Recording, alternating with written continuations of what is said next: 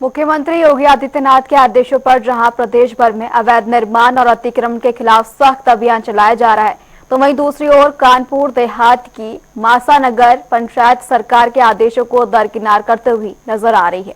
यहां पुरानी बाजार के मुख्य रास्तों पर अवैध रूप से दुकानें लगवाने का मामला सामने आया, जिसमें कि स्थानीय लोगों को भारी परेशानी का सामना भी करना पड़ा।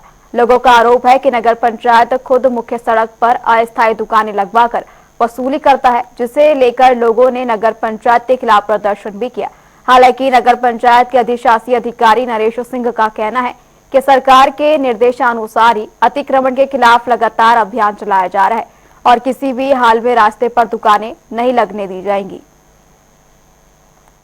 देखिए, जैसा कि शासन का अपना शासनादेश है हमारे पास और जैसा माननीय न्यायालय के आदेश हैं, उनके अनुपालन के क्रम में किसी भी तरह के अतिक्रमण को स्वीकार नहीं किया जाता है और उस पर हमारी नगर पंचायत मूसा नगर के अंतर्गत मुनादी करवाई जा रही है, अतिक्रमण हटवाया भी जा रहा है और नोटिसें दी जा रही हैं।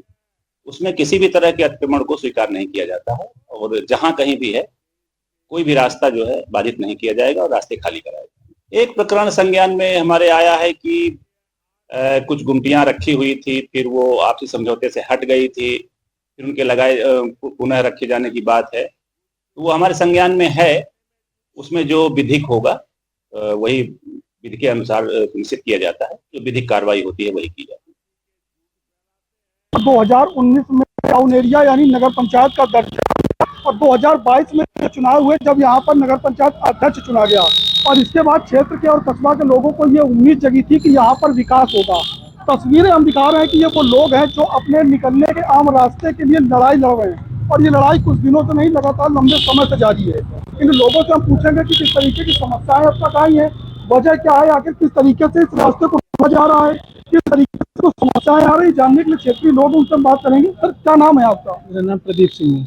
अच्छा, किस तरीके की समस्याएं आ रही है जो रोड को लेकर के आप लोग आंदोलन सा कर रहे हैं, क्या वजह है? समस्या ये है सर कि ये आम रास्ता है, जैसे किसी को मरीज को बीमार हो गया, एम्बुलेंस आनी है, अंदर एम्बुलेंस नहीं जा सकती है।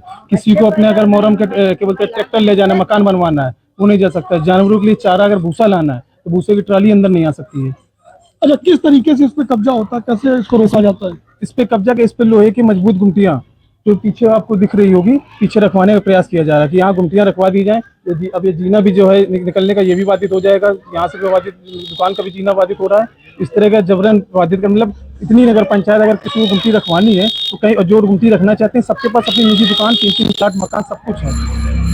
अच्छा, कौन है जो इस तरीके से कब्जा करवा रहा है, किस तरीके से वसूली है? ये क्या बोलते हैं, रोहित सप्ता जी हैं और क्या बोलते हैं रविकांत और क्या बोलते हैं लच्छी सप्ता और उनकी माता जी हैं। ये 3-4 लोग गुमटियां यहाँ 3 रखने का प्लान चल रहा है। अच्छा, इसको लेकर के कभी आपने अधिकारियों से शिकायत की, क्या कुछ अब तक जवाब मिला?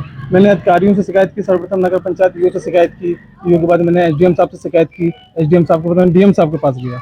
डीएम साहब ने मुझे आश्वासन किया और वह लिखित में मुझे कॉपी दी कि रास्ते में कोई अवैध अतिक्रमण नहीं होगा। वो कॉपी नगर पंचायत के पास भी आ गई है और एसडीएम साहब के पास भी आ गई है।